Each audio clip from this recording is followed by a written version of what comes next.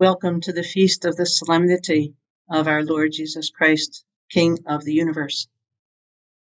On December 31st, in most places around the world, countless numbers of people gather with friends and family and fireworks to say goodbye to the past year and welcome the new year. While clearly not all family and friends gather, and most surely not all fireworks are explosions of celebration. So how is it, and even more importantly, why is it that many Christian churches celebrate the end of the liturgical year the Sunday before Advent with the solemnity of the feast of our Lord Jesus Christ, King of the universe? It certainly is one of the fullest titles of faith celebration in the Christian traditions, and in the Catholic tradition, it is a rather latecomer, if you will, to the liturgical calendar. The world is at war. Bloodletting flows. Systems are collapsing. Governments are dysfunctional. The economy serves primarily the rich. Institutions are in shambles. Poverty runs amok. Violence is a way of life. Disregard for human life and disrespect for human dignity abides. Destruction of the natural world increases. Pessimism and powerlessness are evidenced everywhere. The rise of tyrants is ripe, and you can well finish the litany of lamentations. This description of the world, though, is not the world of 2023, although it certainly could be. No, this describes the state of the world in 1922, when Cardinal Ratti became Pope Pius XI. And in 1925, he oversaw the year of Jubilee in recognition of the 1,600th anniversary of the Council of Nice, which of course gave us, among many other gifts, the Nicene Creed, in which we state clearly our belief in the presence of a God who continues to create, the saving grace of Jesus the Christ, and the unending gift of the Spirit who will be with us until the end of time.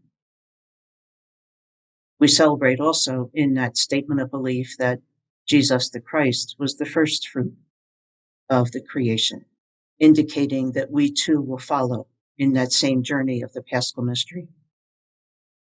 As part of the 1925 Jubilee year, Pope Pius XI actually established the solemnity of the Feast of the Christ the King, to remind the faithful that they are and they will be forever thinking that their life here has meaning, and their life to come will be based on how they live their life here. In other words, the Feast of Christ the King turned everyone's attention to who they are and whose they are.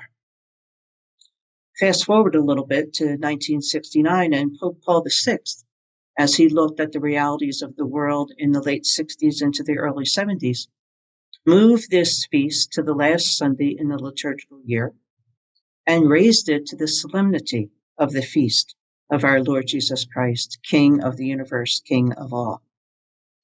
This move brought significant attention to this feast day, and it reminds us to this day that as we end the liturgical year and begin to prepare for a new year next week as Advent begins, that we too, like the scriptures remind us, know that the Lord is our shepherd, there is nothing we shall want. That the first fruits of creation are those, in fact, that belong to us. And that in the gospel, the last judgment, if you will be between those who lived this faithful life and those who did not. And so why this history of this feast day? Well, it seems that it might be helpful for us to remember the context in which this feast day is situated. It is, in fact, a feast day that is a reminder. It's a reminder of how our life has been lived in this past year, and it's a reminder of the new beginning that we make as we begin Advent next week. And so, what are we to make of the images of shepherds and sheep and goats and kings? Well, perhaps it is simply no more than this. It's a reminder for us to reflect on how we have lived this past year. Do we live at war within ourselves, between our families and friends and coworkers, among nations on this planet? Do we live in a way that our relationships are really those that are polarized? It's always an us and a them. Humans in relationship to the planet, native citizens in relationship to immigrants to our country or any other country in the world, political parties, and so forth. And so perhaps as we celebrate this day, it might be helpful to just reflect on what are the qualities of shepherds and kings? And are they qualities that are in our life? Are we in fact compassionate? Are we protective? Are we trustworthy? Are we kind? Are we welcoming? Do we really encounter each other, as the Synod calls us? Do we really listen deeply under all of the rhetoric that is so violent and polarizing? Do we really discern what does the gospel call and our baptismal commitment mean to me, to us today, in this year, in 2023? And so I invite us this week, as we celebrate this closing of this liturgical year and prepare for the season of Advent, which reminds us that the incarnation happens again and again and again and again, and that the kingdom is always with us and is always yet to come. So I invite us to reflect on our life this past year, perhaps at the end of each day, and certainly at the end of our final day before we meet God face to face.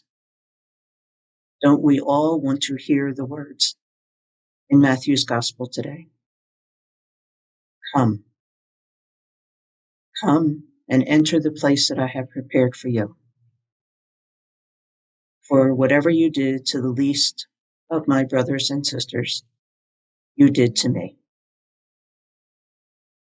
Happy feast day. Blessed Advent. May it be so.